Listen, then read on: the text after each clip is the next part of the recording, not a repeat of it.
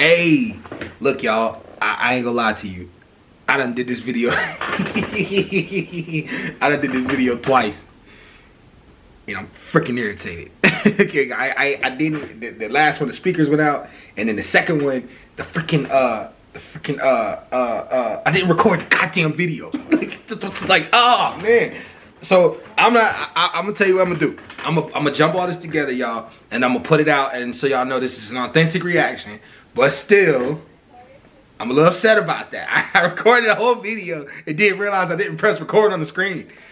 I'm just telling y'all what it is. But I'm gonna restart the whole video and I'm gonna give y'all the reaction from there. But I'm gonna just go back what I was saying. So basically, Obama is saying, imagine if he would have bullied law firms, or if he would have did to college students what's happening to college students now. Like Trump is deporting college students that have green cards that he disagrees with, right? So Obama said, you know, boom, boom, boom, boom, boom. If this happened, that happened, he would have been upset, right? Okay, cool. So we gonna hop into what Obama said again.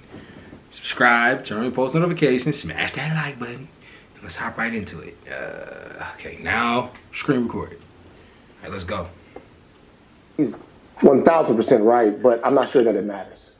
What I want to hear from prominent leaders on the left is vision, vision, vision.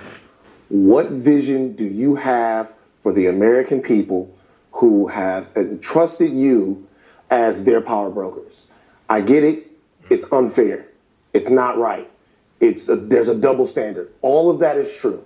How are we going to get out of this? Vision, vision, vision. And I think if there's one thing that the left, or the Democrats more specifically, are failing at right now, it's not about diagnosing the problem. It's not about looking into the hole. It's about getting shovels to put the dirt back in and tell people how they're going to be able to sleep soundly on that turf. So while I agree with the former president, I agree with President Obama, I just want to hear the Democrats give us the diagnosis for how this is supposed to go. But what is the vision? Right, because the Democrats don't have a leader right now.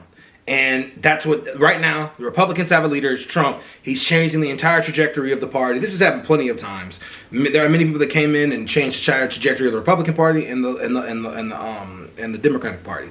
So right now, the Democrats don't have a leader. They've been discombobulated ever since Obama left. So now, what do you do? What do we do? What do we find? Let's keep going. Like, I think that's what the problem is. I don't think there's an agreement on what the vision should be for the Democratic Party. I think some people think it should be over here to the left, and some people think the party needs to come back to the center. That's how it's always been for both parties. I mean, the Republican Party has the same civil war, and it's going to get a lot tighter right now. We're still living in the Bernie fan, Hillary fan civil war, but for all the Democratic Party low poll numbers, their positions are consistently more popular than the Republican Party. Women's reproductive rights, paid family leave, taxing billionaires, Medicare covering vision, hearing, and dental, decriminalizing cannabis, gun safety legislation. On issue after issue, the majority of Americans agree with the Democratic Party platform, so shame on them if they can't sell it. At 21%, That is because they're becoming arrogant. They're arrogant about, they know that most people agree on these topics. They just don't know, they just don't understand that, like, people want more. I'll just say it like that. Well, again, Republicans aren't that higher either. Because Van is right. Because Van, I think, pointed out very articulately that the Democratic Party doesn't have any vehicle, meaning a person, to convey their message in any fundamentally positive, uplifting, and hopeful way. Look, I didn't like President Obama. Not a fan, right? But he was an excellent conveyor of the message of the Democratic Party that people wanted to hear and saw it in 2007 and 2008. There is no one. And I mean, look, Cory Booker got so much credit for just giving a filibuster. He won an award for speaking the most, right? That is the low bar which the Democratic Party is standing right now. But can I tell you something, though? That actually cut through. It did. And the reason why it cut through, I was surprised that it cut through, too. Because somebody was doing something. It cut through because they saw somebody willing to put it on the line for them. They want a fighter. He stood up there and he didn't go to the bathroom for 25 hours. He made himself uncomfortable. We are witnessing so many business leaders and people on the capitulation weasel train bowing down to a man they despise. People on my SiriusXM show call in every night hungry for someone to be a leader in the Democratic Party or in the movement. And I keep having to remember that this is not how it works. It's great that Barack Obama gave a speech. Jimmy Carter would have done 10 protests and a hunger strike by now. But at the end of the day, it's going to be the people who lead, and eventually a Democrat will sign a law and take credit. I'll play a little bit more from Obama because he kind of touches on Facts. Facts. Democrats fix Republicans break. That's just what I've noticed. The Suwali tariff, who was in power? Republicans. What came after Herbert Hoover passed that Suwali tariff and it crashed the rest of the economy? The economy has already crashed in the 1929 stock market. FDR came in. Boom. 2008.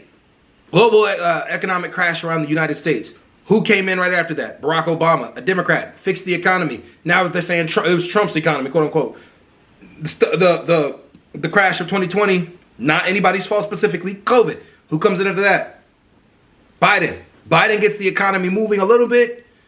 Not fully. Still needed more work. He didn't get 8 years to do it. I think if he would have done 8 years, he would have fixed it just like Obama fixed it, just like FDR fixed it. Every time a Democrat comes in, they fix the economy after it's completely wrecked. And I'm not saying it's all Republicans' fault every single time, but a lot of times it happens under Republicans. It just happens to happen. So that's just the trajectory of how things go. Everybody always wants change under whatever president is seemingly ruining the economy.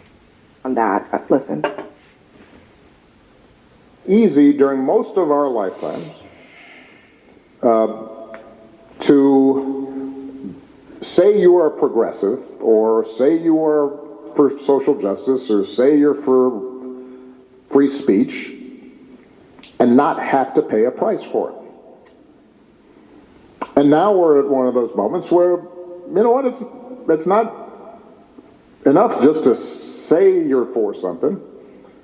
You may actually have to do something and possibly sacrifice a little bit. Yeah, I mean, it's to your point, but I think it's a couple things for Obama and for the Democrats.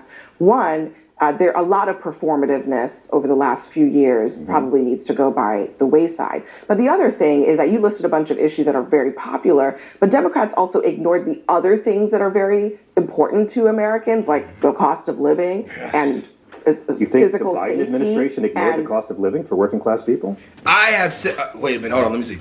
Yeah. I think Okay, I have said this for so long, and I'm not going to stop saying this. The Democrats do not speak to working class people. You have to speak to working class people. That's how you get it across. You speak to working class people. That's how you get people. That's how you get people to relate to where you're coming from. Oh shit! Hold on, wait. Play. But that's how you get people to relate to where you're coming from. You have to speak to working class people, and the Democrats are not speaking to that, or at least they do. They have policies for the working class. It just doesn't seem as though they speak to the working class completely. You speak to the working class, you win an election. Trust me. Those are the people mostly that go out and vote. I don't think the Democrats have any mechanism to do that in a way where the working class can relate to it. Trump did. Trump lied. He said he was going to bring prices down. He ends up taxing the citizens. The Democrats, I don't know. Let's keep going. The voters. The voters voted for Trump.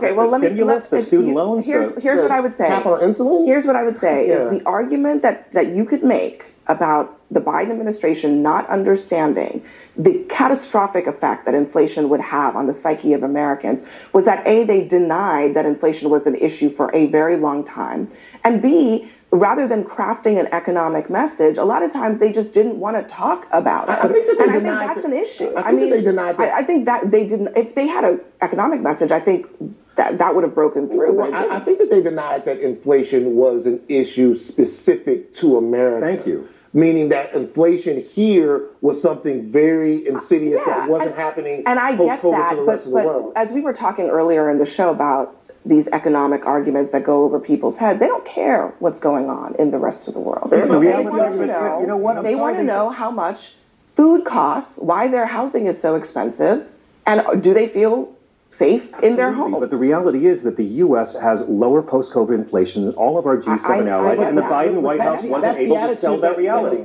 They don't even realize while she's talking, they're doing it right now. They're ignoring what she's saying. Yes, you have to be able to explain that to people in a way where they can get it. And most people are not going to get where you're coming from that. Like you have to explain it to them. I don't know. You just have to explain it to them in a way that they can get it. That's all.